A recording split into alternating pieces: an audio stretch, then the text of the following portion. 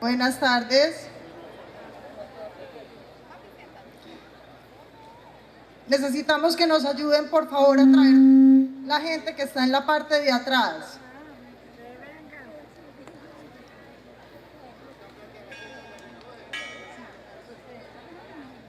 Muy buenas tardes para todos.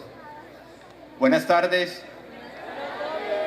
Le hacemos una invitación a las personas que están en la parte de atrás terminando de almorzar para que se vengan acercando y dar inicio a este foro el día de hoy.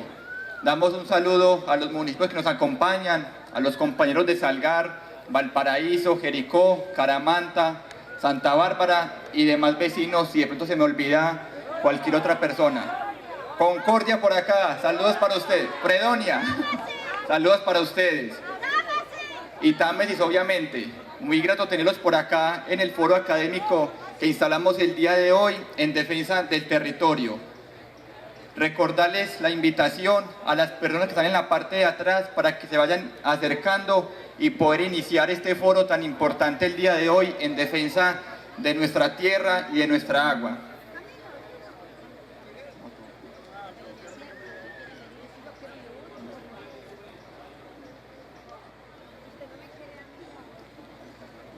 Le damos un saludo a nuestro alcalde Alexander Zuluaga, quien nos va a hacer una breve presentación y los va a saludar a todos ustedes. Muchas gracias.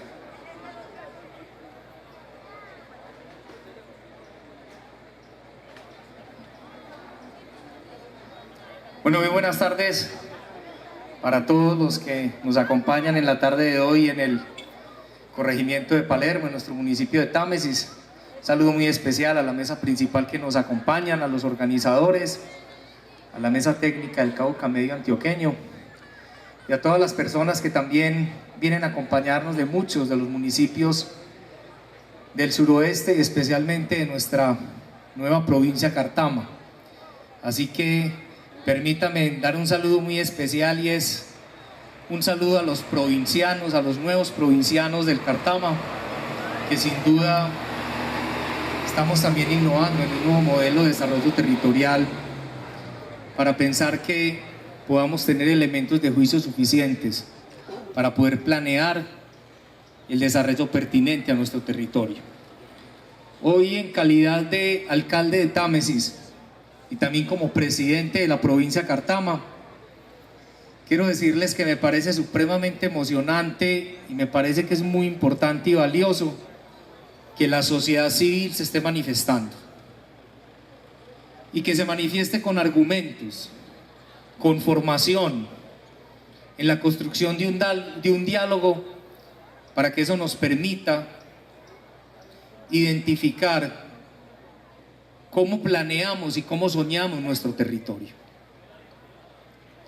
Y eso ha sido uno de los elementos que hemos querido empezar a impulsar desde la conformación de esta primer provincia administrativa y de planificación en el país, que hoy se llama provincia Cartama. Porque hay un elemento que es fundamental de la motivación del por qué 11 alcaldes nos juntamos, y es la planeación territorial colectiva, de manera ordenada, de manera organizada. Y ahí es donde considero que tenemos que empezar a juntar dos temas importantes. Uno, la participación ciudadana, para que podamos entender cuál es el querer de nuestra gente, cuál es el querer de nuestro pueblo, de las personas de a pie de esta provincia, de cualquier vereda y de cualquier corregimiento.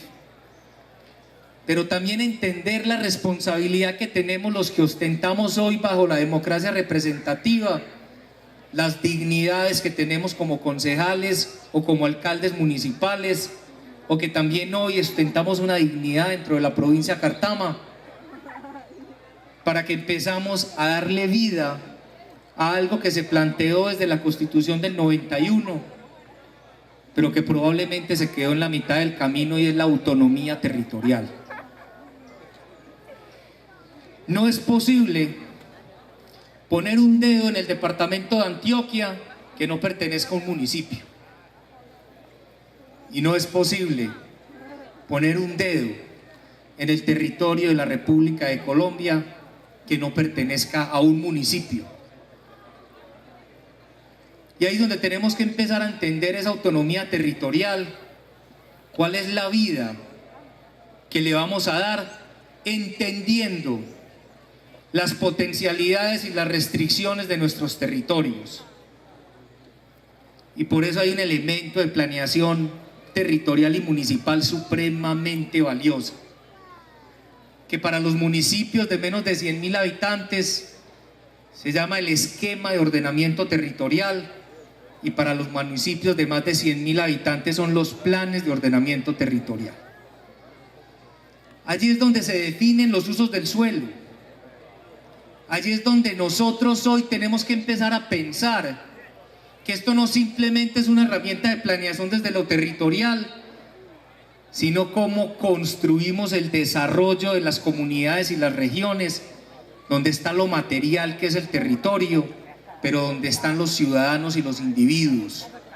Y entonces tenemos que pensar en un concepto novedoso y moderno, que es diseñar modelos de ocupación.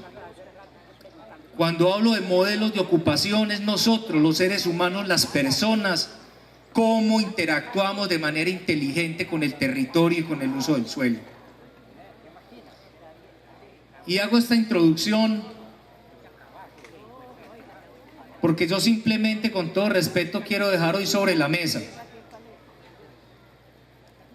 que si desde la participación ciudadana, como la que ustedes hoy están demostrando, y que si las voluntades políticas de los consejos municipales y de los alcaldes municipales como democracia representativa, podemos construir un consenso de lo que queremos para nuestros territorios, debemos que de inmediato y sin pausa entrar a actualizar nuestros esquemas de ordenamiento territorial, que para el caso de Támesis, probablemente de Jericó y de los municipios de esta provincia, son del año 99, 2000 y 2001, donde no nos muestran las realidades que nuestros territorios hoy nos están exigiendo. Hoy los alcaldes nos encontramos planeando con el retrovisor, con una herramienta que tiene 17 y 18 años de antigua, cuando los elementos de planeación territorial deberían ponernos a pensar es 10, 15 y 20 años hacia adelante. Hoy dejo sobre la mesa que bajo ese principio constitucional de autonomía territorial, de que los esquemas de ordenamiento territorial definen los usos del suelo, definen el desarrollo territorial, entonces pongámonos en marcha inmediatamente a hacer las actualizaciones de esos COTs de los 11 municipios de la Cuenca Cartama, bajo un modelo de participación ciudadana, y definamos entonces qué queremos hacer con nuestros territorios. Y si una de esas decisiones es definir territorios de exclusión minera, pues entonces así tendrá que ser.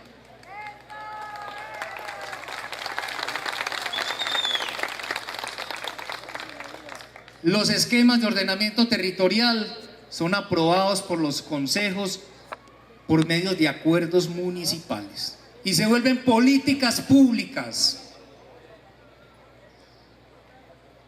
Y ese camino lo podemos tomar para los 11 municipios de la provincia del Cartama. Y si la decisión del pueblo, de los concejales y de los alcaldes es poder definir que la provincia Cartama la declaremos libre de minería, pues también tendremos que hacerlo, porque nosotros representamos las voluntades y el querer y el sentir del pueblo y de nuestra gente. Uno no es alcalde para tomar acciones y decisiones caprichosas. Y tenemos una herramienta adicional, y es que hoy con la constitución legal de la provincia podemos también hacer acuerdos provinciales y podríamos hacer un plan de ordenamiento territorial provincial, porque ya seríamos cerca de 140.000 habitantes que estaríamos determinando el uso del suelo y el desarrollo territorial de nuestros 11 municipios, y hacer un plan de ordenamiento territorial provincial donde entonces también definamos si nuestra vocación no es la minería, pues entonces no se contempla y no no debería de estar. Y creo que empezaríamos a tener un camino real y concreto desde lo jurídico para poder blindar nuestro territorio, incluso apoyados en los dos conceptos que ya se viene dando a través de las altas cortes en el reconocimiento de la autonomía territorial. Porque los municipios definimos el uso del suelo y la Constitución o alguna norma seguramente dice o lo ha planteado que el subsuelo lo determina la nación, pero es que la nación somos todos. Yo, alcalde, hago parte de la nación y ustedes como ciudadanos también hacen parte de la nación. Y ahí es donde tenemos que tener la diferencia jurídica de la nación y el Estado. Y si la nación es el dueño del subsuelo, pues entonces como nación vamos a tenernos que poner de acuerdo si nos interesa o no nos interesa que ese recurso que está en el subsuelo se explote o no, en lo particular y en lo personal.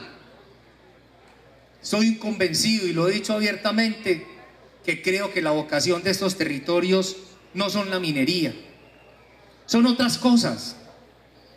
Nosotros no dependemos de la minería para desarrollarnos, no dependemos de la minería para subsistir. Pero también voy a ser tajante y claro en lo siguiente.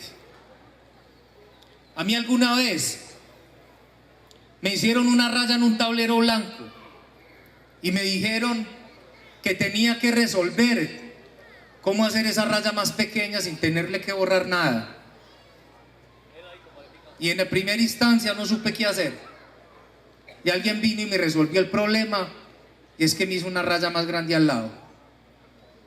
Si la decisión es que no queremos la minería, entonces desarrollemos las vocaciones reales que tenemos en el territorio. Y si nos ufanamos de decir que podemos ser una despensa agrícola, entonces que sea despensa agrícola, que no se quede en el discurso. Si decimos que tenemos un potencial turístico, entonces desarrollémoslo. Si decimos que tenemos biodiversidad y naturaleza para mostrársela al mundo, entonces reconozcámosla, aprendamos de ella y empecemos a vivir y a convivir inteligentemente con lo que tenemos.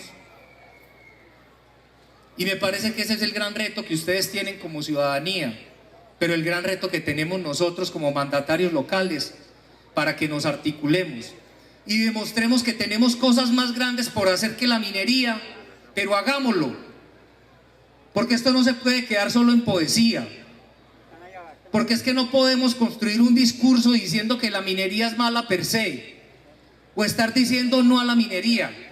Yo, con todo respeto, quiero construir más un discurso diciendo sí a la vida, sí al agua, sí a la naturaleza, sí a la biodiversidad, porque tenemos que construir un discurso que sea positivo, no un discurso que sea negativo, que no sea destructivo, porque la idea es que nosotros no nos concentremos solo a perder tiempo, a irnos en contra de algo, sino que gastemos e invirtamos nuestro tiempo en salir adelante para lo que sí somos muy buenos como región, para que nuestras vocaciones realmente se potencialicen. Y de esa manera, ese espacio de desarrollo que vamos a lograr con otros temas que no son la minería, simplemente podamos construir ese imaginario colectivo de que la minería no cabe en nuestro territorio. Como alcalde y como presidente de la provincia de Cartama, quiero dejar sobre la mesa que tenemos las voluntades, que tenemos los oídos para escuchar, y lo digo porque también estoy compartiendo lo que he manifestado en varios espacios con los alcaldes de nuestra región, para que definamos una hoja de ruta y construyamos desde lo jurídico, desde lo legal, desde las herramientas de planeación territorial, cómo definir el desarrollo de nuestro territorio, y si la decisión es declarar a esta provincia, repito, libre de minería, así lo haremos.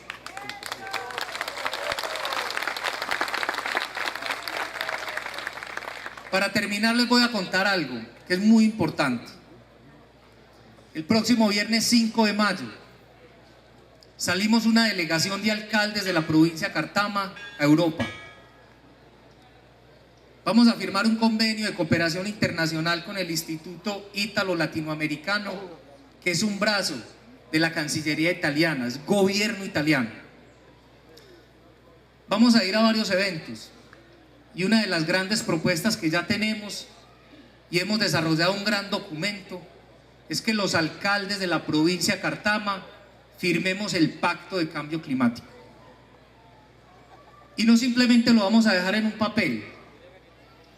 La propuesta que tenemos es llevarlo a Bruselas, a Bélgica, donde está la sede a nivel mundial del Pacto del Cambio Climático, y luego ir a registrarlo a la ONU para dejar selladas las voluntades de lo que queremos en nuestro territorio. Pero se los digo, muy importante, que estas manifestaciones de la sociedad civil, que son supremamente valiosas, que las movilizaciones sociales que son importantes, no simplemente se queden ahí. Y el reto que tenemos que lograr es que podamos tomar la decisión y buscar de manera creativa a los 11 municipios de la provincia de Cartama los recursos económicos para hacer la actualización de los esquemas de ordenamiento territorial, que podamos tener claras los potenciales de nuestro territorio y las restricciones,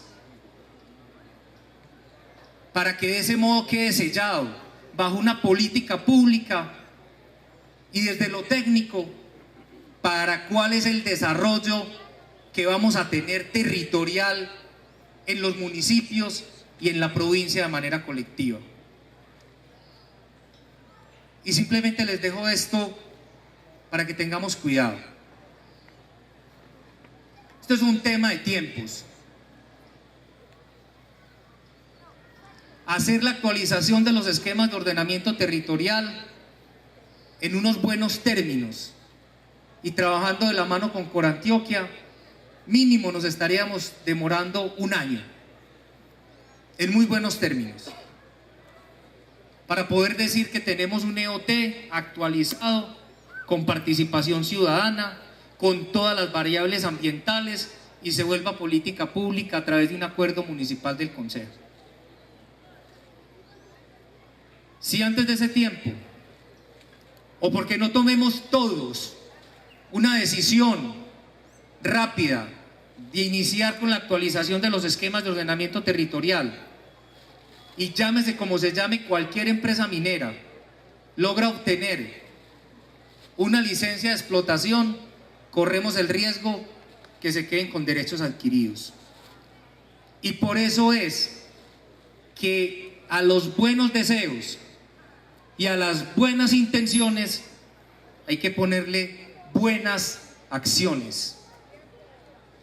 Y en ese sentido les quiero decir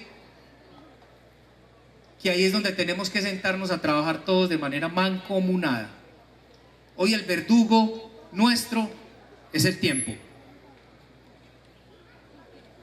Para terminar, yo de verdad reitero las felicitaciones a todas las personas que hoy se han querido venir a sumar y a estar acá. Todos creo y considero que lo están haciendo de buena fe, que los está movilizando una causa noble. Y los que hoy dirigimos a nivel local nuestros territorios, tenemos que entender el sentir de ustedes y lo tenemos que traducir en acciones reales y concretas. En lo personal, reitero, cuenten conmigo y me sumo a la causa, pero de una manera inteligente, estratégica, argumentada, para que por favor, dejo simplemente esta recomendación: no a las vías de hecho, no a las imprudencias, no fortalezcamos los señalamientos indebidos, porque eso lo que hace es dividir y no unir. Y este es el gran momento para que todos en unidad de cuerpo tomemos la determinación de qué queremos en nuestro territorio. Muchas gracias a ustedes, una feliz tarde y que Dios los bendiga.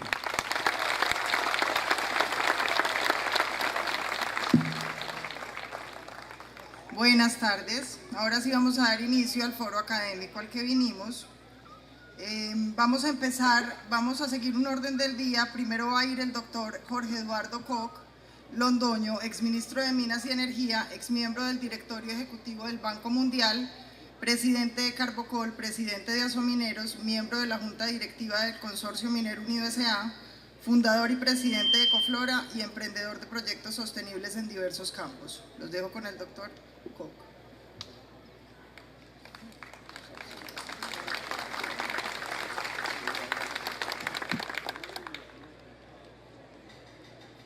Muy buenas tardes a todos.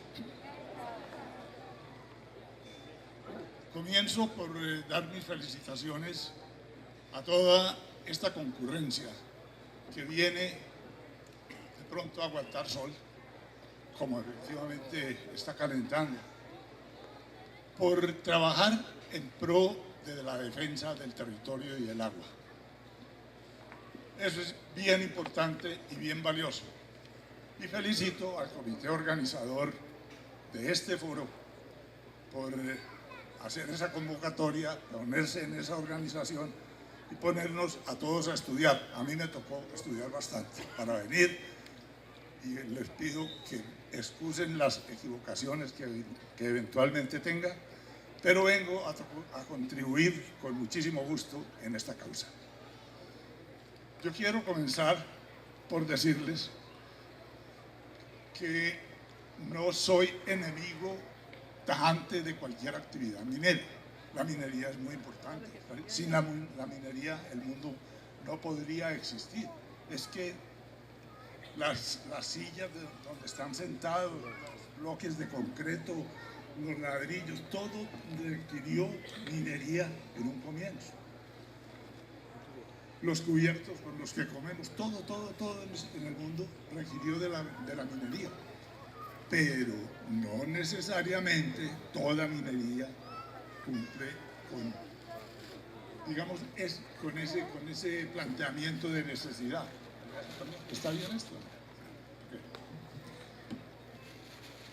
Realmente es necesaria la minería en el mundo y debe ser bien hecha. Está retumbando mucho. Mucho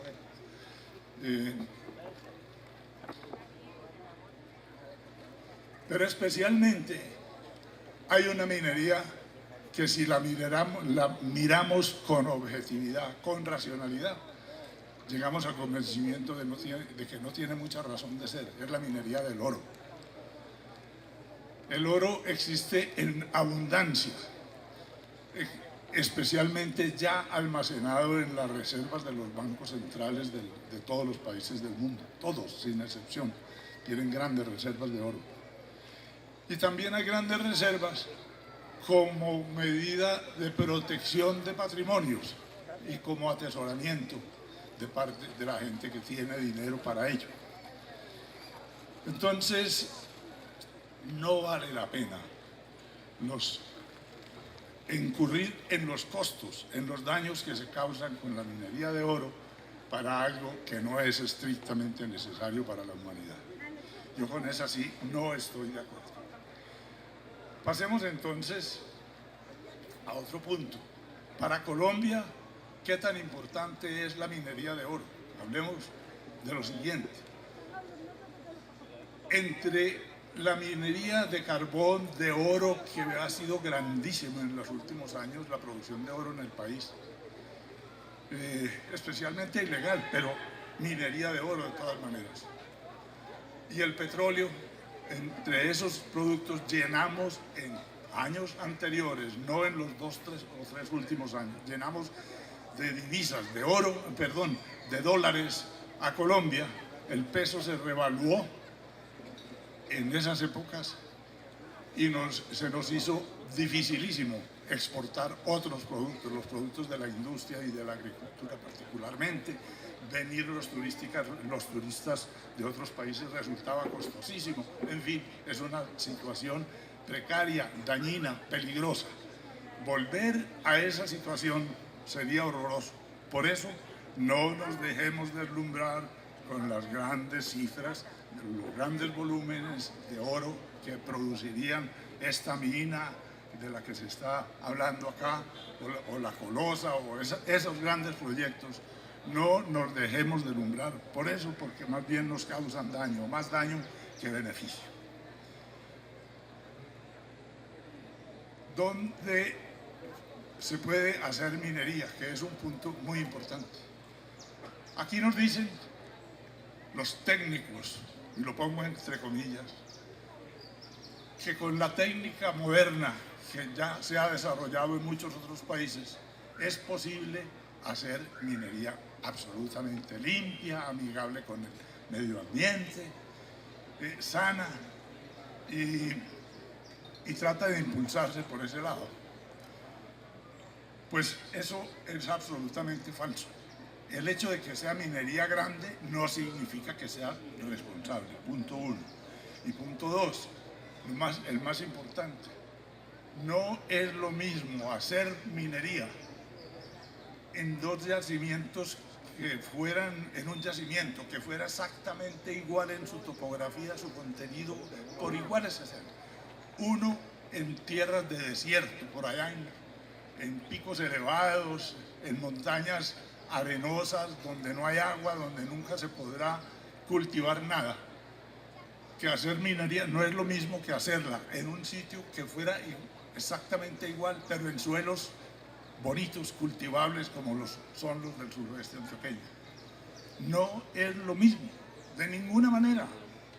Entonces, no nos dejemos engañar de ese cuento tampoco. Y eso se los digo con la más absoluta seguridad. Estas tierras ofrecen muchas alternativas, de las cuales simplemente voy a mencionar la agricultura para exportación o grandes mercados nacionales. Y dentro de la agricultura, pues conocemos todos cítricos, café, espacios especiales y elaborados, aguacates, pasifloras y otras frutas, ornamentales y flores. En fin, se habrá ensayado frutas diferentes, como la badea, como la alcachofa, como los espárragos.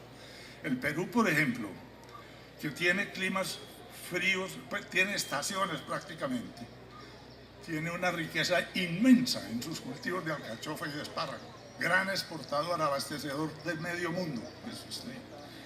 No son cifras propiamente lo que estoy dando, pero gran abastecedor de países europeos y de Norteamérica de alcachofa y espárragos.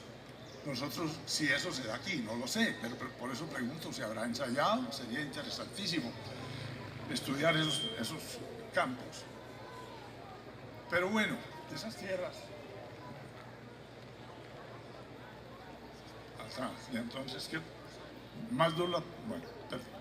Que me dicen que hable un poco más duro para el parlante, pero es que siento como un eco y por eso me estaba alejando un poco. Voy a acercarme. Otra actividad, otra alternativa bien interesante para este suroeste, por su belleza natural, por sus paisajes, montar una infraestructura para turismo, que es una actividad que viene creciendo a ritmos agigantados en el país y en el mundo entero. A medida que crece el ingreso de las gentes en el mundo, buscan sitios nuevos para conocer, para descansar, para pasar sabroso. Ese campo es bien amplio para esta zona. Ahora, antes de entrar ya a hablar de los problemas de la minería, específicamente del proyecto que está planteado acá, Nuevo Chaquiro, quiero advertir que los riesgos y los problemas a los que me refiero son bajo el supuesto de que la minería se haga por el sistema que está planteado en unos documentos de finales del 2015, en un comunicado de prensa, press release que llaman, de la firma AngloGold Ashanti, y suponiendo que el proceso incluye lixiviación por cianuro. Vamos entonces a hablar del proyecto que se plantea para esta zona por parte del AngloGold que es el proyecto Nuevo Chaquiro, con una producción global estimada un poquito mayor que la que se preveía para el proyecto original de Quebradona.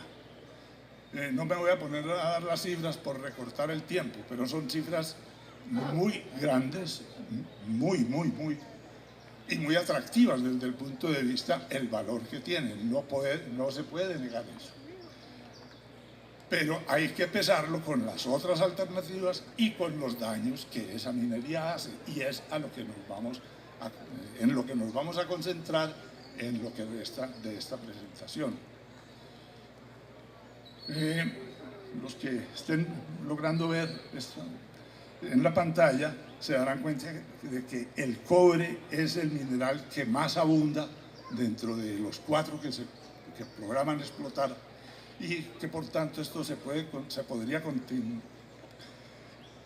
convenir que es más una mina de cobre que una mina de oro. Pero bueno, el principal es ese. La localización, todos ustedes saben, pues seguramente mejor que yo, dónde es que está localizado lo que se piensa hacer, dónde están haciendo las exploraciones, dónde estaría la bocamina principal, y enseguida les mostraré un esquema de cómo ellos dicen que va a ser la explotación. El sistema que dicen que van a utilizar se llama, por la traducción al español, se llama minería por bloques o paneles subterráneos. La forma de esa minería va en este esquema. En la parte superior de fajas cafés y amarillas está una esquematización de lo que es el suelo y subsuelo, no rocoso, suelo y subsuelo. Pero encima de eso entonces se construirían de la mitad hacia la izquierda, se construirían una planta de tratamiento y una gran laguna o embalse de colas que llaman, donde botarían unos pantanos con todos los residuos de las rocas molidas. La minería se haría comenzando por la parte más baja, que está la parte más baja del yacimiento, la parte más baja que contiene oro, que contiene el mineral, la mezcla de minerales, oro, cobre, molibdeno y plata. Aquí está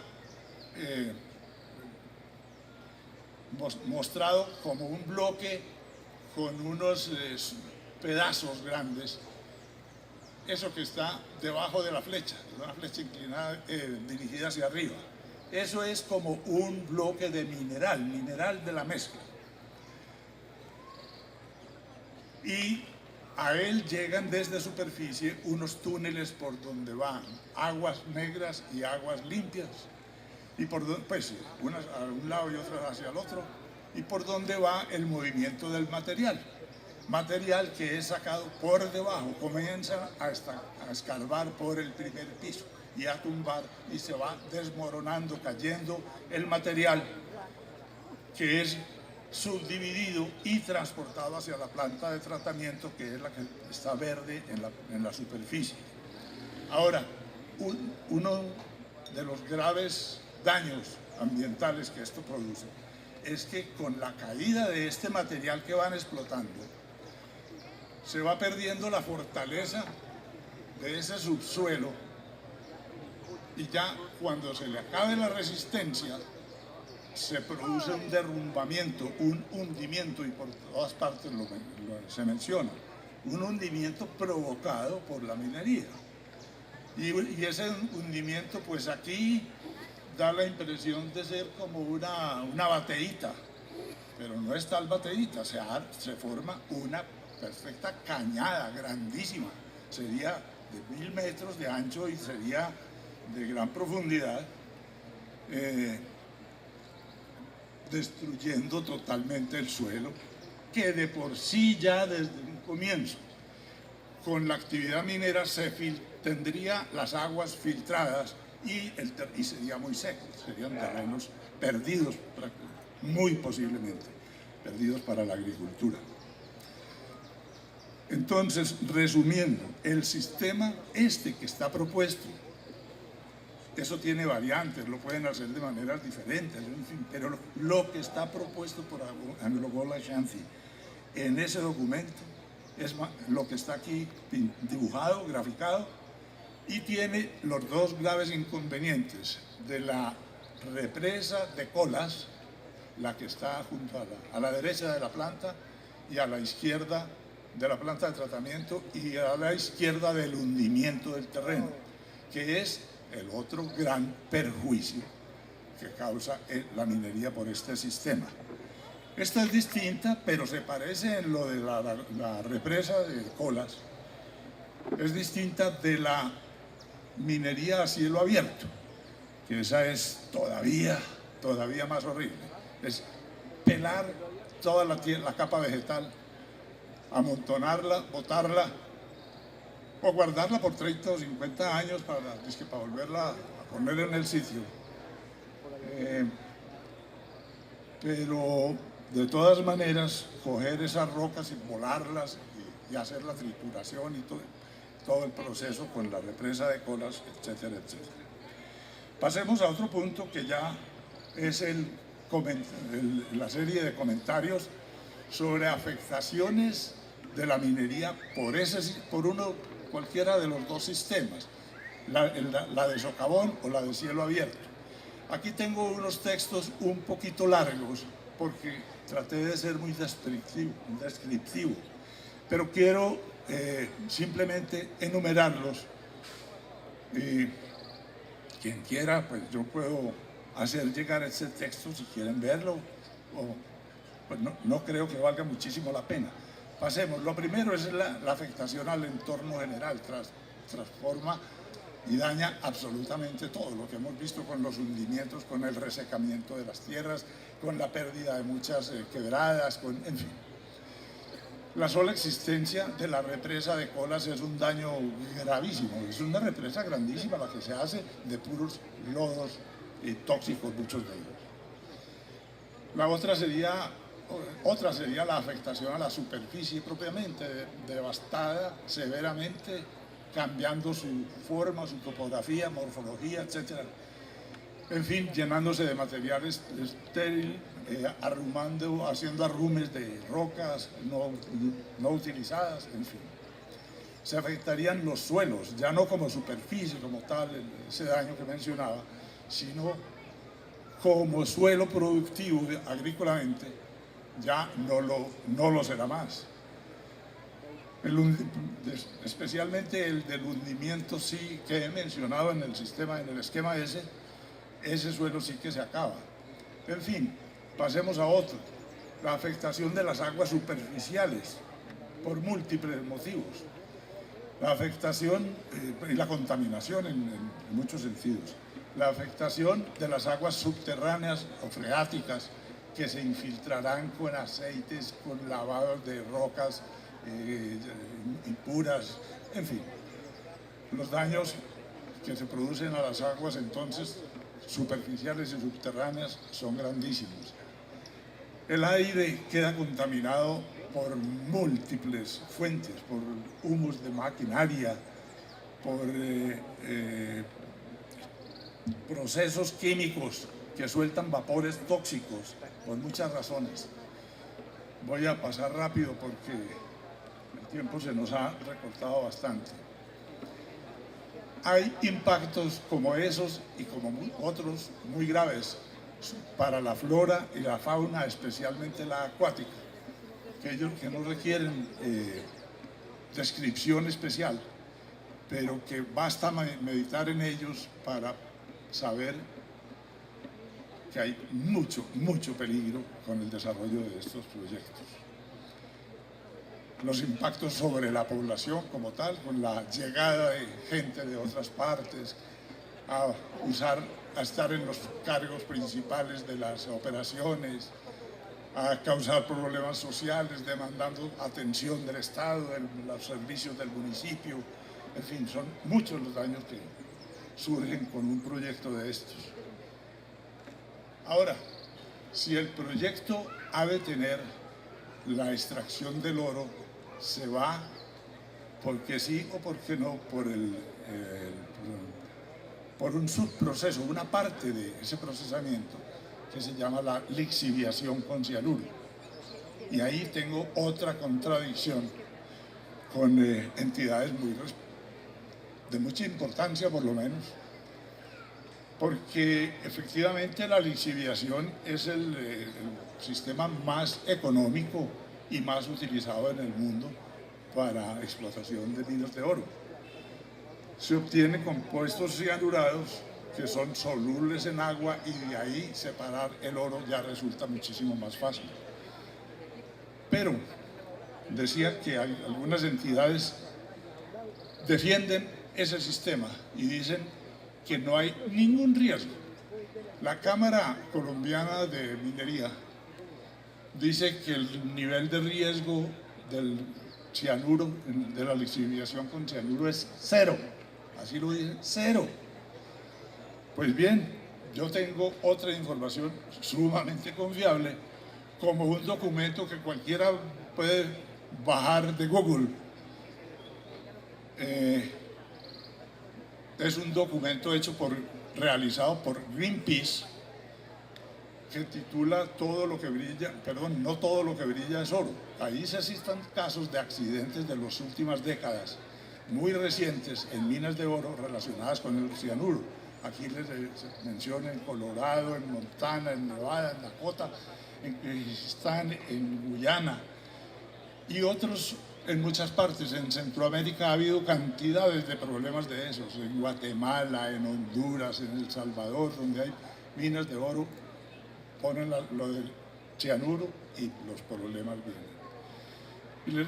Aquí tengo un caso reciente de altísima gravedad, que fue el derrame de 224.000 litros de cianuro el 13 de septiembre del 2015, es que son datos de ayer prácticamente, en una mina en Mendoza, Argentina. Y para resumir, el mayor desastre ambiental de la historia del Brasil fue del 5 de noviembre también del 2015. La ruptura de unos diques produjo unos derrames inmensos. Ahí es de una mina de una de las firmas más importantes, la más grande del mundo, Billington. Y Vale, S.A., son las dueñas de eso. Y sucedió, afectaron las aguas del río Dolce, que abastece a 230 municipios, les abastece el agua para potabilizar. Todo eso se condenó, dicen que por 100 años. Y uno más. Eso se refiere a unos accidentes repetitivos que hubo en Sonora, México. En fin, esto ha causado grandísima preocupación en el mundo entero y llevó al Parlamento Europeo a solicitar a la Comisión Europea, que es un órgano superior al Parlamento, a solicitarle la prohibición total del uso de cianuro en la minería de oro en todos los países de la Unión Europea.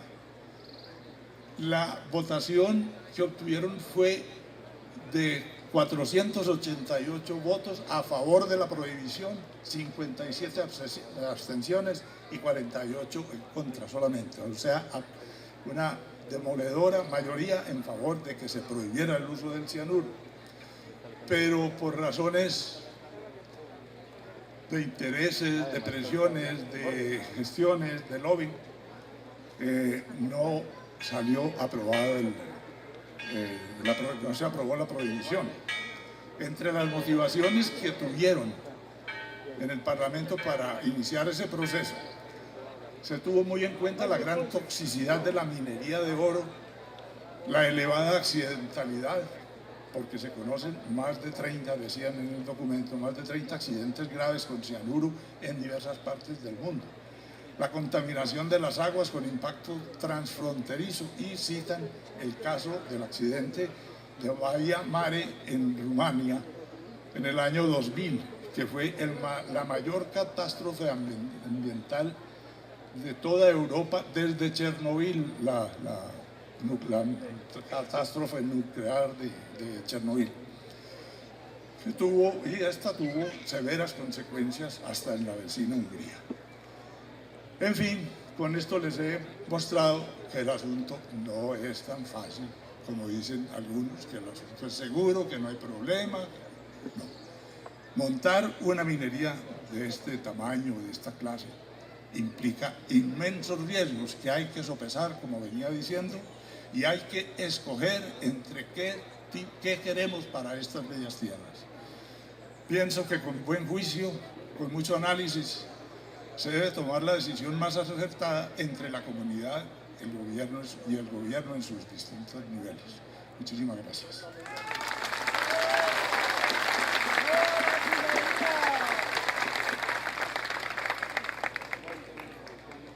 Bueno, muchas gracias, doctor Jorge Eduardo Koch.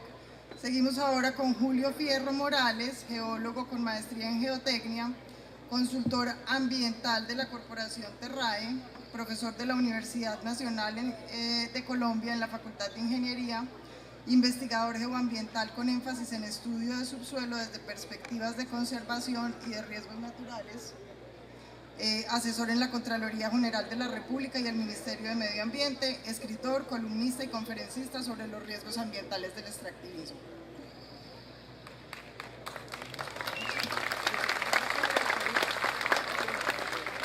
Muchas gracias, buenas tardes.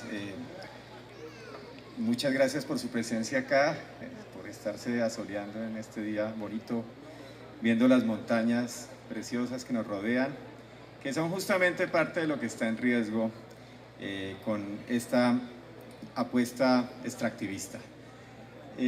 Yo voy a hablar del agua en particular, pero quizás esto no está corriendo.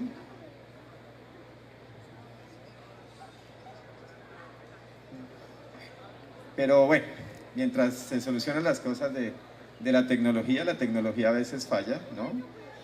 Que es parte de lo que tenemos que estar seguros. Sí, ya, listo. Entonces, primero, ya lo dijo el exministro Koch, el oro pues está en poquitas cantidades, pero está en las montañas casi que de toda América. Ahí tenemos un mapa en donde se ven en diferentes colores rocas de la costa pacífica, desde la Patagonia hasta por acá, hasta el Baudó. Y todas esas rocas pueden tener oro, todas pueden tener oro. Es decir, no significa que si aquí no dejamos, pueden tener oro, pueden tener cobre, pueden tener molibdeno, pueden tener todos esos minerales que tanto interesan a las empresas mineras. Es decir, que no tienen por qué estar acá necesariamente, y que el hecho de que no se pueda hacer la minería aquí no significa pues que el mundo se va a acabar, en absoluto.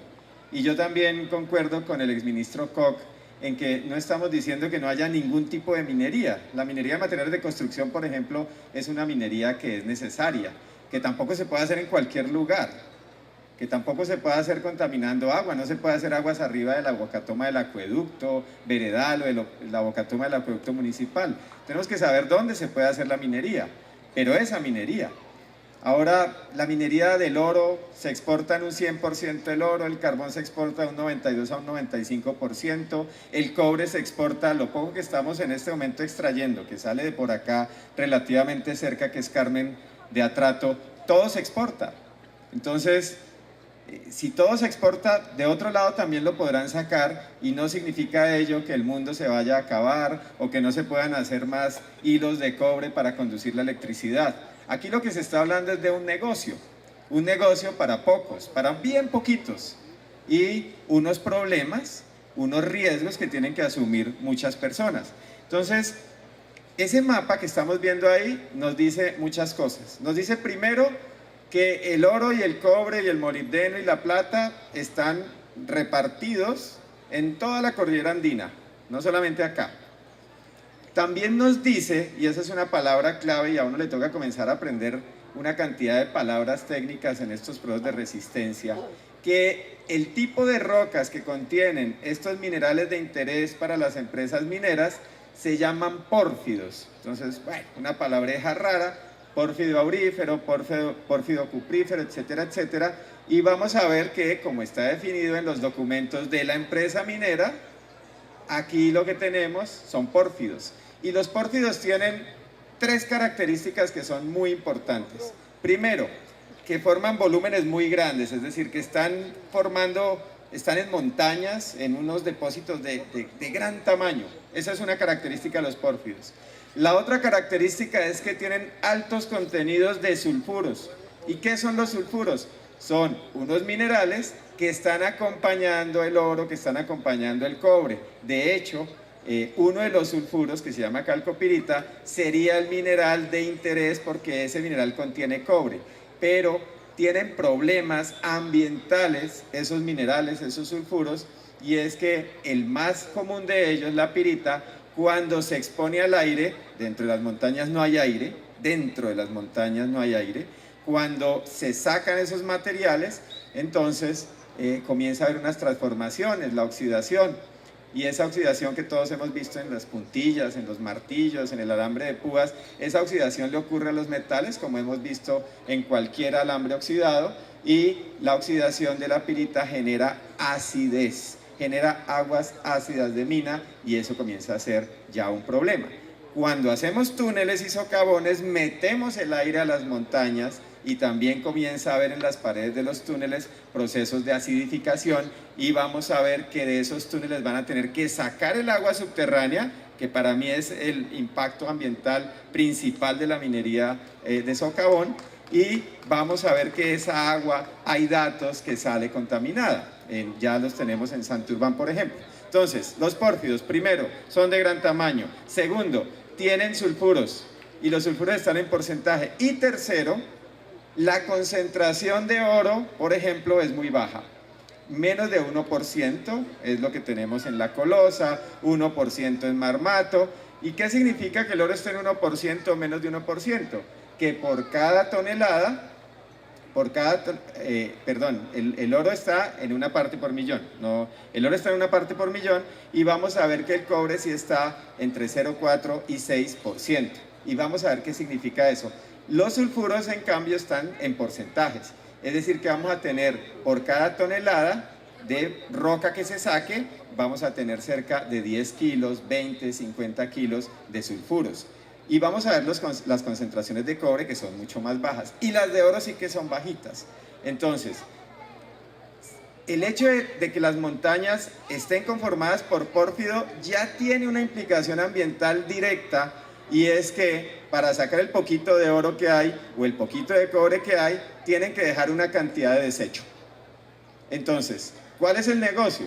Ellos se llevan el oro y el cobre, y a nosotros, y lo digo como colombiano, a nosotros nos quedan los desechos. Entonces ese no parece un buen negocio, y vamos a ver que efectivamente no es un buen negocio, y que además no solamente nos van a dejar aquí unos desechos que son potencialmente contaminantes y por supuesto riesgosos, y que van a usar además una cantidad de materiales en el proceso de transformación que también pueden llegar a ser tóxicos, y que ese negocio ni siquiera deja plata.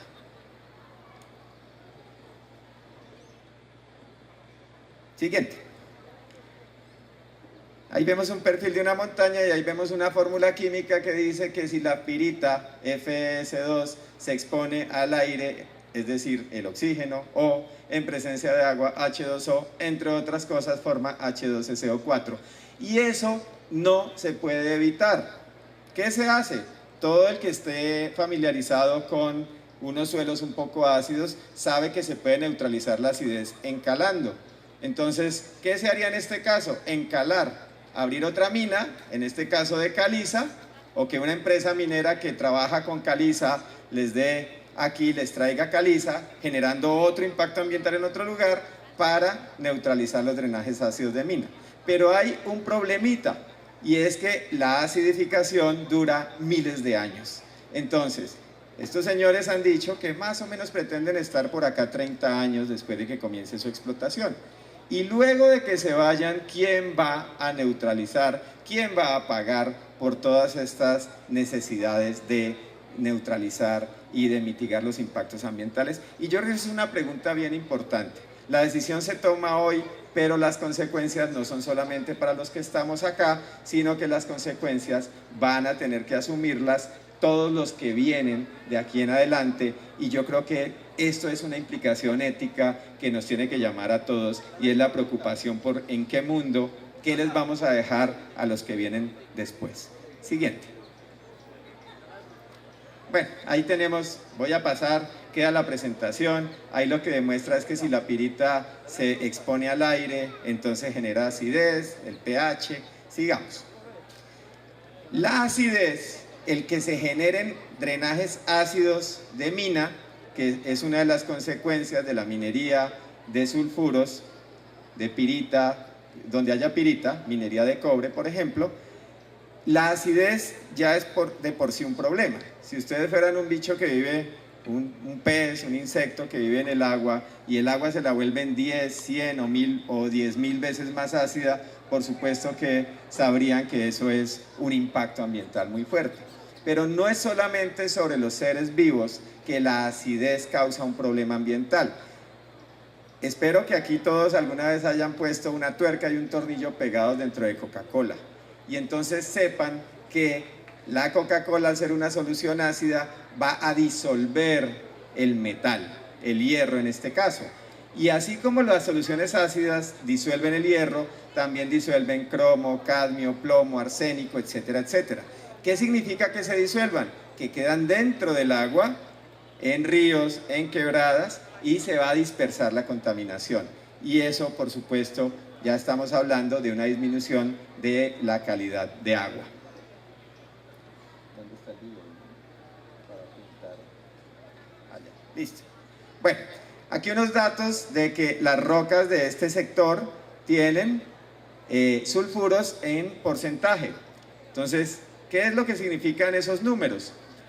Por ejemplo, en una zona relativamente cercana, en Marmato, hay de 1 a 8% de sulfuros, es decir, hay de 10 a 80 kilos de sulfuro por cada tonelada de roca que se extrae, mientras que por cada tonelada de roca que se extrae solo habría 1 gramo de oro, y en el caso del cobre habría cerca de medio kilo, 500 gramos. Entonces, hay una cosa que también, ahorita vamos a ver el esquema ya para el proyecto de Quebradona, en donde se dice que más o menos hay 0,5% de cobre, lo que significa 5 kilos de cobre por tonelada de roca extraída. Así que, ¿cuánto van a ser los desechos? Los desechos entonces van a ser 995 kilos de desecho, porque los 5 kilos de cobre, pues por supuesto, eso se va. Siguiente. Bueno, las fórmulas químicas, siguiente, voy a pasar porque si no, no alcanzamos, pero ahí, siguiente, ahí lo que hay es un resumen, siguiente, un resumen de esa fórmula química. Y aquí, ¿qué tenemos? Aquí lo que tenemos es, en la parte derecha de la imagen, valores de pH en el agua. Eso es una medida de acidez o de alcalinidad del agua, y lo que ustedes ven es cómo en zonas no mineras los pHs están en esa franja verdecita entre 5 y 8 en número de pH. Y las zonas mineras, prácticamente todos los valores de pH están por fuera de esa franja. ¿Esa franja cuál es? Esa franja es la de neutralidad ambiental de los pHs, y aquí lo que vemos es que o el agua se vuelve muy ácida, pero también tenemos el caso del Cesar, de la Guajira y de Cerro Matoso, donde en general el agua se hace muy alcalina. Y las dos cosas son un problema. Entonces, lo que hace la minería es desequilibrar la calidad del agua, volviéndola muy ácida o volviéndola muy alcalina. Siguiente. Siguiente. Y acá tenemos también para diferentes, en datos de diferentes lugares del mundo, ustedes ven una barrita negra en la parte baja de cada una de las columnas, y encima esa barrita es el límite máximo de todos esos tóxicos que están ahí, que están contenidos en las rocas, allá guardaditos, y que la minería saca. Y lo que tenemos es cómo En diferentes lugares del mundo, las concentraciones de estos tóxicos están por encima de las normas sugeridas por la Organización Mundial de la Salud. Es decir, las aguas que salen de las minas son aguas que pueden tener toxicidad. Acá tenemos un mapa de datos en Colombia, en donde se han medido todos estos desequilibrios, pero si tuviéramos en otros lugares, en el Chocó, en Antioquia, encontraríamos esa tendencia de aguas contaminadas químicamente. Al final uno puede resumir en que el sector minero, las empresas mineras quieren oro, quieren plata, quieren cobre, eso está ahí en las montañas, en esas rocas, pero junto con ellas están todas estas otras cosas: antimonio, arsénico, bario, cadmio, cromo, mercurio, plomo, zinc, y todos esos son elementos tóxicos que se sacan en el proceso minero.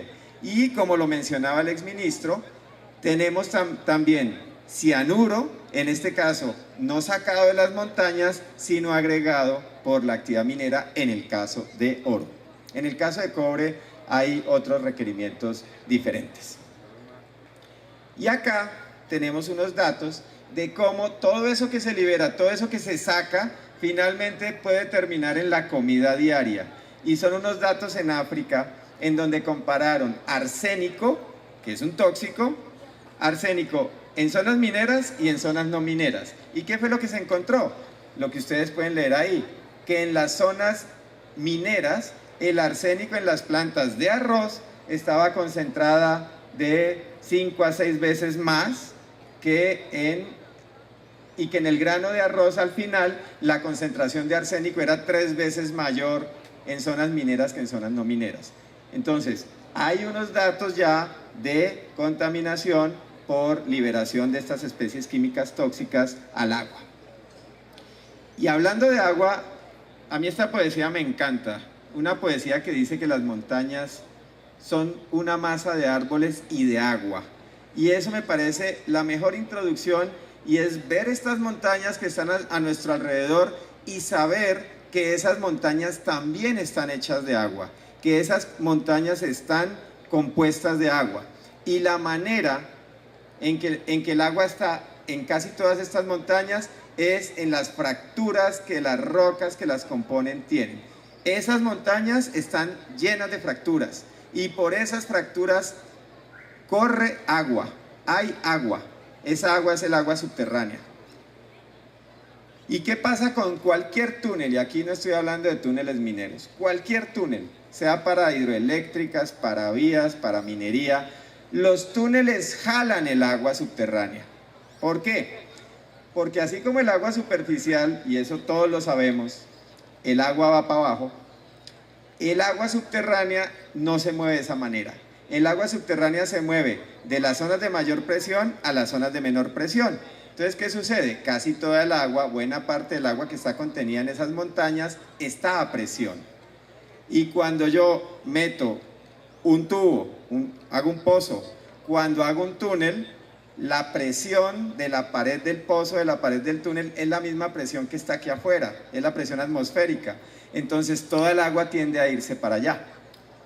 Y, por supuesto, si hago socavones, si hago túneles, toda el agua va a tender a irse al socavón.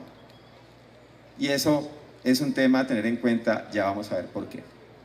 En el caso aquí del proyecto que se pretende hacer en esta zona. Ahí tenemos un muñequito del Servicio Geológico de Estados Unidos que muestra cómo un túnel que hicieron debajo del río comenzó a jalarse el agua subterránea que se infiltraba lejos, pero luego terminó jalándose todo el sistema de aguas subterráneas. Y tenemos otros casos, esto es en Italia, de cómo los túneles jalan el agua subterránea. Entonces, claro, el túnel no puede, estos no son túneles de agua, son túneles para otras cosas, el agua hay que sacarla, y al sacarla entonces estamos bajando los niveles de agua subterránea de todo el sistema montañoso. Siguiente. Más ejemplos, siguiente. Eso, la presentación va a quedar para quien le interese, pero tenemos un ejemplo no muy lejano, un túnel que debería estar construido, terminado y en funcionamiento hace 3 años, que es el túnel de la línea, que no ha sido terminado. ¿Y por qué no ha sido terminado? Precisamente porque no se tuvo en cuenta que esas rocas tienen fracturas, tienen fallas geológicas que son una manera de fractura, y que eso está lleno de agua y que cuando metemos un túnel, entonces toda esa agua se va a salir y va a generar problemas también de estabilidad. Y en los túneles viales y en los túneles de hidroeléctricas sabemos que se han secado los manantiales y se han secado quebradas. Se han secado quebradas en la línea, en la vía Bogotá-Villavicencio, en la vía Bogotá-Melgar, en La Miel. En todos esos lugares se han secado quebradas y manantiales arriba porque hicieron túneles abajo. Así que no es teórico. Siguiente. Ya no voy a pelear más con el aparatico. Y las aguas subterráneas están conectadas con las aguas superficiales. A veces en verano, si corre agua con una quebrada es porque hay manantiales que la están alimentando. Si esos manantiales se secan, si bajamos el nivel de agua subterránea, muchas quebradas de la zona alta donde hacen túneles por debajo pueden secarse y se están secando en diferentes lugares del país. Siguiente. Entonces, que quede claro que el principal impacto desde la perspectiva del agua de una minería subterránea es que esos túneles van a chuparse el agua de un buen sector de la montaña y eso va a generar desequilibrios. No es solamente que el agua se pueda contaminar, es que además va a haber menos agua y eso no lo puede negar absolutamente nadie. La minería subterránea, todos los socavones causan unos problemas con las aguas subterráneas y está sucediendo hoy en muchos lugares del país. Y ya lo mencionó el exministro Koch, hay un problemita con algo que se llaman las presas de relaves o diques de cola. Y son una cantidad de desechos, la roca tiene que ser molida y llevada a un tamaño pequeñito, más pequeñito que el diámetro del cabello humano, tiene que ser molida hasta llegar a esos diámetros de tamaño para ser tratada químicamente y obtener de esa manera los concentrados de cobre, oro, molibdeno, todo esto que se quieran llevar. Y el desecho, ya lo describió muy bien el exministro, es un barro, es un lodo, tiene mucha agua, tiene estos materiales finitos, barro, es un barro. Entonces, para contener un barro necesito hacer represas de relaves. Ahí tenemos una fotografía de una mina de cobre, la única que está en explotación en el país, la de Carmen de Atrato. Y ustedes ven a la derecha de la imagen las presas de relave y miren los problemas de estabilidad que tiene esa presa de relaves. Y miren además que en la montaña, ahí se alcanza a ver el túnel, miren que en la montaña hay problemas, ¿sí? Es decir, no es que van a trabajar allá adentro y que no vamos a ver nada aquí afuera, sí vamos a ver cosas aquí afuera. Siguiente, ahí tenemos otra presa de relaves que está aguas abajo, a unos 3 kilómetros del túnel, allá en Carmen de Atrato, y miren ustedes, siguiente, miren ahí ese detalle, siguiente, los problemas de estabilidad. Entonces, si ustedes tienen un barro que es tóxico, un barro potencialmente peligroso, hacen una represa para contenerlo y la represa comienza a fallar, entonces lo que tenemos es un riesgo de que todo ese lodo tóxico se libere, causando problemas, por supuesto que pueden ser muy muy graves, no solamente de contaminación. Es que en el caso del que habló el exministro en Brasil murieron 18 personas sepultadas por esos lodos. Y esos lodos tóxicos llegaron hasta el mar que estaba a 800 kilómetros de distancia. Y hay todos los problemas de contaminación en peces que ustedes se quieran imaginar. Siguiente. ¿Y por qué? Porque estas presas de relave se construyen de cualquier manera. Esto no es una represa en concreto, una estructura muy robusta, no. Son estructuras completamente precarias, construidas de cualquier manera, entonces se caen. Siguiente. Se han caído decenas, centenas de estas presas de relave en el mundo, como lo mencionó el exministro, y han matado además mucha gente. Estos problemas han causado la muerte de más de 1000 personas en el mundo y fallan sin que haya sismos. De cada 10, más de 8 fallan, en promedio, pues, estadísticamente, fallan sin necesidad de que haya sismo. Ahora no se imagina uno qué pasa si hay un sismo fuerte, se caen. Siguiente. Ahora veamos ya unos casos reales. ¿Cuánto tiempo ¿Me queda? Vamos a ver el caso, porque es que a mí me parece interesante ver quiénes son los que están acá. ¿Cuál es la empresa minera que está aquí proponiéndonos que va a ser una minería responsable? Y esa empresa minera, AngloGold Ashanti, acaba de perder un proceso democrático en Cajamarca, en el Tolima.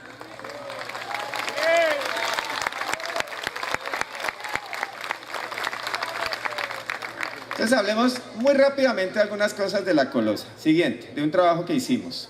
Entonces La Colosa está ubicada en el Tolima. Siguiente, ahí en el centro del país, centro-occidente, sigamos. Está muy cerca de la población de Cajamarca. Siguiente. Y que esta información, ¿de dónde viene? De AngloGold. Lo presentaron en el Consejo de Ibagué, porque es que luego vienen y dicen que aquí estamos inventándonos información. No, aquí no nos estamos inventando información. Aquí estamos mostrando lo que ellos muestran. Entonces, en lo que ellos muestran, ¿qué se ve ahí muy rápidamente? Se ve una zona, esto es un proyecto 2024, sigamos. Miren ahí la represa y los relaves, que es la mancha gris. Y esos relaves están proyectados a 3.000 metros sobre el nivel del mar. Entonces, si la presa se rompe, la energía potencial de ese lodo bajando por estas laderas tolimenses que son incluso más abruptas, más encañonadas que las de acá, entonces ya ustedes se pueden imaginar, y ahí se ve el hueco a la derecha, un hueco de máximo 650 metros de profundidad. Siguiente. Ahí está ya para el final del proyecto, hacia el 2045, la presa de relaves y el hueco. Al final eso es lo que queda, un montón de desechos mineros y un hueco. Siguiente. Entonces, toda esta información es de AngloGold Ashanti, ahí están los detalles, menos de 1 gramo por tonelada de oro, sigamos. Que hay presa de relaves y que la presa de relaves puede contener 1.450 millones de toneladas. Vamos a ver los datos de aquí que son mucho menores, pero no por ello dejan de ser preocupantes. Sigamos. Tenemos entre 500 y 1.000 litros de agua por tonelada procesada para obtener menos de 1 gramo de oro. Ninguna actividad humana tiene una huella tan fuerte. Sigamos. Siguiente. De los reportes de AngloGold Ashanti, más de 2,5% de sulfuro en la roca. Siguiente, es decir, más de 25 kilos por tonelada. Los sulfuros, entre otras cosas, tienen arsénico, que es tóxico. Eso está con el oro y se tiene que sacar, es decir, vamos a sacar venenos. Siguiente. Más reportes de estudios anteriores de una cantidad de tóxicos que están en esas rocas allá guardaditos, y lo que viene a hacer la minería es sacarlos. Claro, no es su intención, por supuesto, no es su intención sacar los tóxicos, es que lo tienen que hacer, tienen que sacar todo para de ahí extraer lo que a ellos les interesa. Siguiente. Y la presa de relaves, que está ahí en morado, ubicada sobre fallas geológicas que pueden tener actividad. ¿Y qué es la actividad en una falla geológica? Sismos. Entonces, hacer una estructura de estabilidad precaria en una zona donde puede temblar no parece muy responsable. Para mí, en La Colosa, lo más inaceptable era que pretendieran hacer una presa de relaves de 1.450 millones de toneladas a 3.000 metros sobre el nivel del mar. Yo creo que eso no se puede aceptar desde ningún punto de vista, y que no es responsable un gobierno que acepte este tipo de proyectos.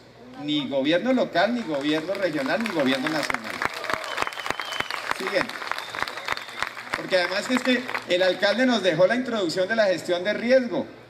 Es que el riesgo no es solamente que haya deslizamientos naturales o inducidos por la agricultura, la ganadería, la deforestación. No, esto también es riesgo. Esto también tiene que estar en el ordenamiento territorial.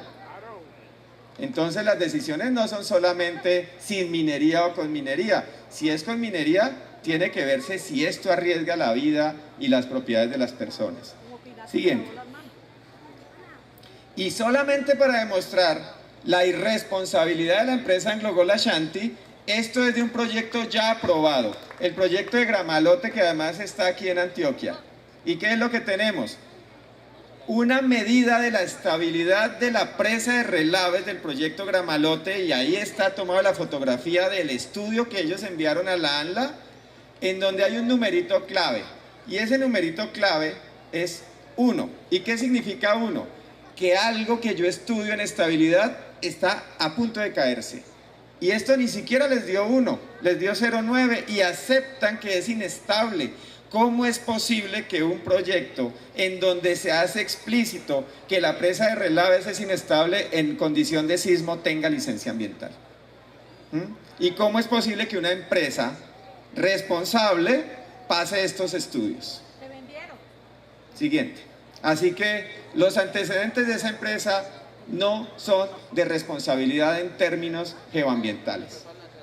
Y acá simplemente mostrar, ahora en Santander, en donde se está haciendo minería de pequeña escala y también exploración minera de gran escala, como, siguiente, el arsénico está en las rocas, siguiente, y el arsénico además en esas zonas donde hay minería o explotación, hay arsénico liberado en el agua, en concentraciones ya peligrosas para la salud humana.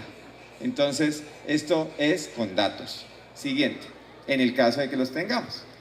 Pero, bueno, ¿dónde están a la luz pública una buena descripción del proyecto que se pretende hacer en esta zona? Y el exministro no lo encontró, yo no lo encontré, no se encuentran, por ahí unas presentaciones, pero no hay detalles. Y eso además, esa falta de información y de claridad está blindada jurídicamente porque ellos pueden no presentar ninguna información hasta tanto no remitan el estudio de impacto ambiental a la autoridad competente. Siguiente. Y acá hay una cosa también que me parece clave en una zona campesina, en una zona agrícola, en una zona de fincas de recreo, y es la disponibilidad de agua. Y en el caso de la Colosa, siguiente, en ese esquema lo que se ve es que en enero y febrero no hay agua suficiente, hay déficit de agua. Pero ustedes pueden ver que a mitad de año la línea azul vuelve y se acerca a la línea roja.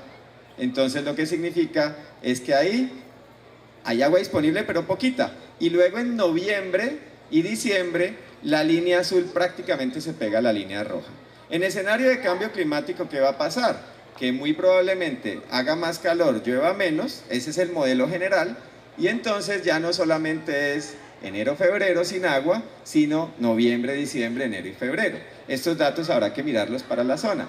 Pero meter una actividad, por ejemplo en el caso del Cerrejón, 35, 40, 45, 50 millones de litros de agua al día para la operación minera, esa es a cielo abierto, aquí no sería tan grande el consumo de agua, pero si ya el agua es escasa, meter otro competidor por el agua no parece muy responsable, y que sea una sola empresa minera la que se vaya a chupar el agua que podría servirle a no sé cuántas centenas de familias campesinas, pues yo creo que aquí también tenemos que hablar de utilidad pública e interés social, porque la utilidad pública e interés social no es solo la minería.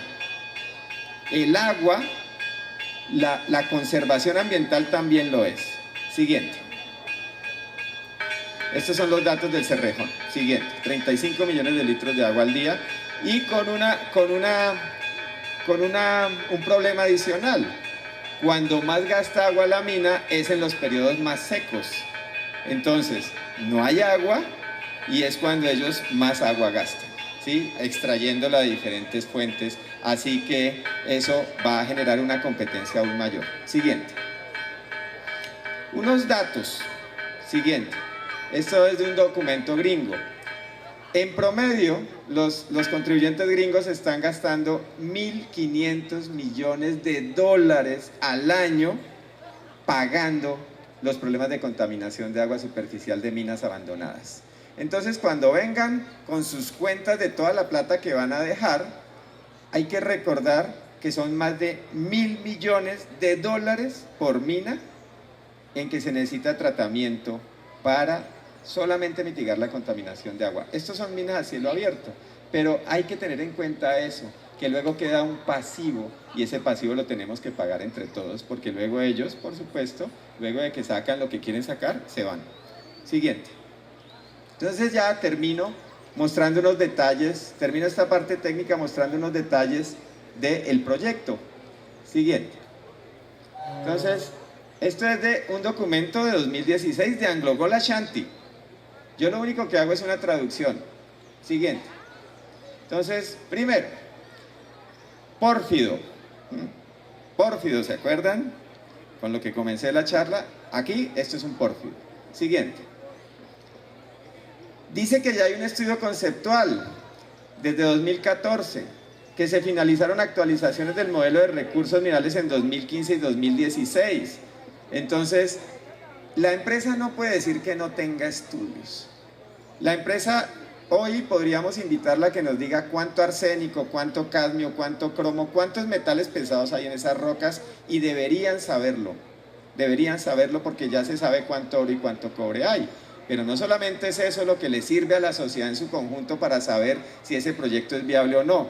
Es viable para ellos si hay más de tanto oro y tanto cobre, pero no sería viable para nosotros si hay demasiado arsénico, cadmio, cromo, plomo o metales pesados varios. Siguiente. Siguiente. Aquí lo que tenemos es que del estudio conceptual ya finalizado, la minería será por galerías o socavones, con acceso a la mena, a la zona mineralizada, por túneles de acceso superior e inferior. Entonces, ¿qué es lo que están planteando? Que se le van a meter a la montaña y que el principal túnel va a ser por abajo. Así que recuerden el tema de las aguas subterráneas y los túneles. Siguiente. Casi toda la actividad se realizará en las áreas bajas, incluyendo túnel de acceso, planta de procesamiento y presa de relaves. Lo dice el documento de Anglo-Gol, va a haber presa de relaves. Y yo comparto, por supuesto, la preocupación del exministro Koch con respecto al riesgo en que se constituye ubicar presas de relaves en el territorio. Siguiente. La planta utilizará flotación estándar cobre-oro. La planta procesará 5 millones de toneladas al año, y eso lo que significa es que son 150 millones de toneladas en 30 años aproximadamente. Y 150 millones de toneladas en 15 años sería lo que ellos van a generar de desechos. Medellín generaría eso en 200 años. Y esto, no sé por qué les molesta tanto que se haga una analogía entre los residuos mineros, el tonelaje de residuos mineros y el tonelaje de residuos urbanos. No son lo mismo, por supuesto, pero se necesita tener una idea de cuánto es. ¿Que la minería subterránea genera menos desechos que el a cielo abierto? Sí, es cierto, pero no significa que sean pocos. Siguiente. Bueno, sigamos. Siguiente. La zona mineralizada se caracteriza por venillas finas y diseminaciones de cuarzo, magnetita, pirita, calcopirita y molibdenita. Es decir, esa pirita, calcopirita son sulfuros. Tiene sulfuros, tiene el potencial de generar aguas ácidas. Siguiente. Bueno, ya lo había mencionado, es un típico pórfido cuprífero. Siguiente. Aquí lo que tenemos es un perfil de la montaña, allá en la mama del agua, y tenemos en los colores azul, que es como una N, algo así. Esa es la zona que tiene mineralización de cobre. ¿Cuánto? De 0,45 a 0,65%, es decir, de 4,5 a 6,5 kilos por tonelada. Eso es lo que significa, en términos de lo que nos interesa, es 994, 996 kilos de desecho por cada tonelada. Siguiente. Sí, entonces, miren, la parte más baja del yacimiento está a cerca de 750 metros, allá debajo. Lo que significa es que el túnel va a estar a una altura, por ahí de eso, 600, 700 metros, por ahí se meten y entonces van a drenar el agua de buena parte de la montaña por ese túnel de acceso inferior. Siguiente. Ahí lo que tenemos son algunos datos de ese perfil donde está, y está en la parte más alta de la montaña. Siguiente. Siguiente.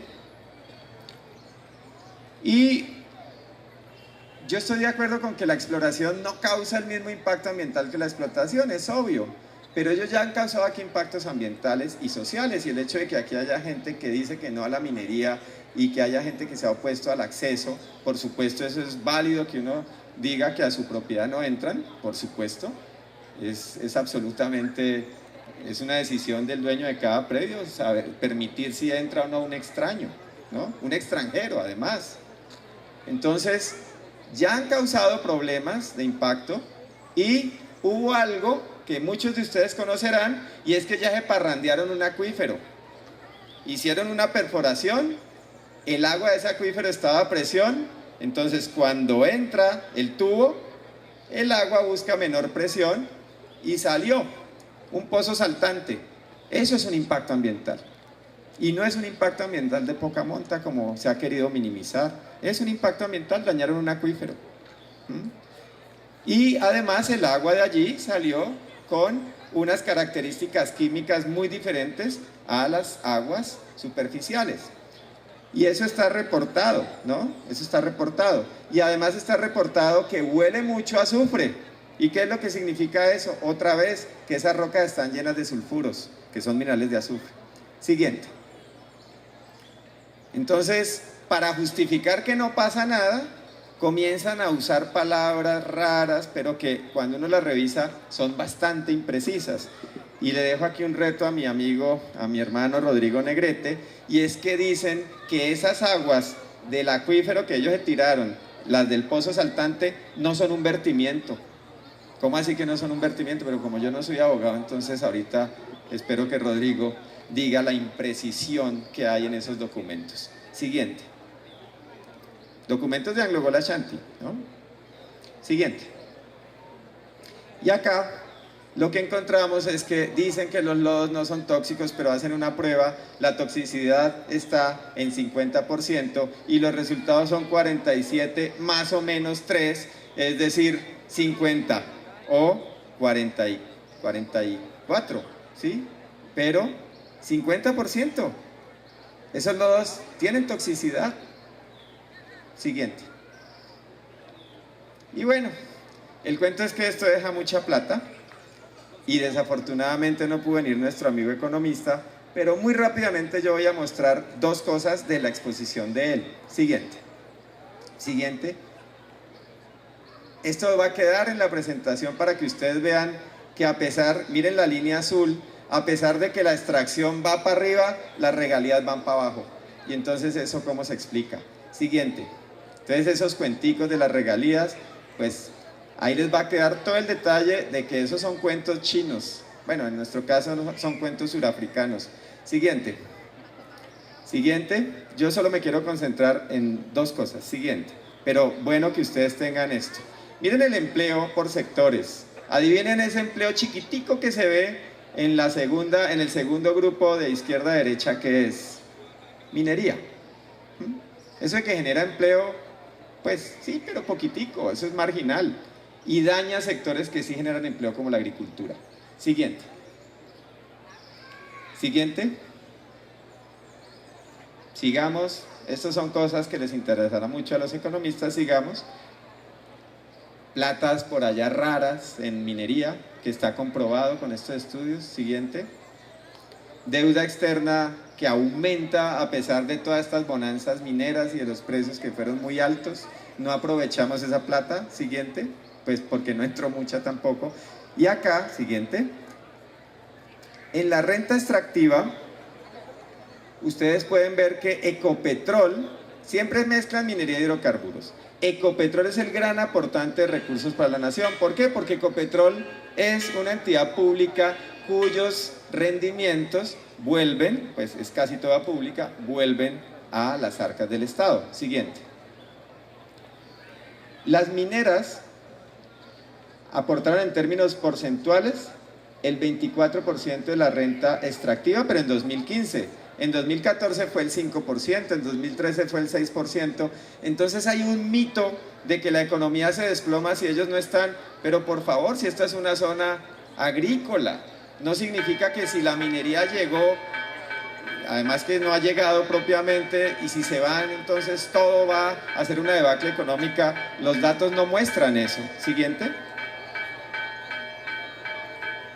Entonces, con todos estos cuadritos que nos envió Álvaro Pardo y que desafortunadamente no pudo venir a exponer, lo que se concluye es que las mineras no son importantes generadoras de recursos públicos para la nación. Siguiente. Y además, a quien le interese este tema, les recomiendo, ustedes pueden buscar en Google Juan Camilo Cárdenas, comparación de impuesto predial versus regalías, y lo que se dice es que es una maldición para un municipio perder el predial porque las regalías no se notan. Siguiente.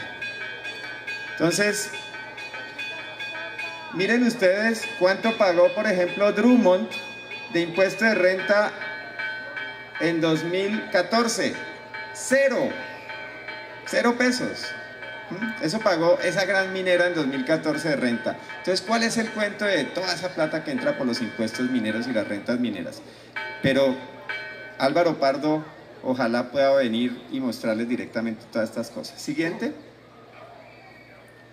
Bueno, él les va a decir que las empresas mineras tienen todas las exenciones del mundo y por eso la plata no entra. La plata realmente se va toda y no vamos a tener renta minera. Yo creo, sigamos, voy a mostrar solo una más. Siguiente. Siguiente. Esto les queda. Siguiente. Siguiente. Siguiente. Y la última, creo. Esto es bien importante y es cómo Rudas y Espitia demuestran que los peores indicadores socioeconómicos en este país, en educación, en salud, en violencia, son los municipios mineros, no son los municipios campesinos.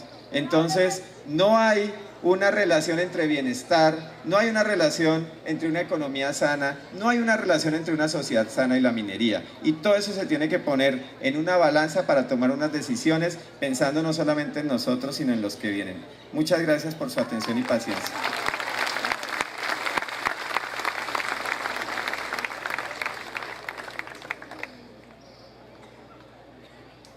Bueno, muchas gracias a Julio Fierro.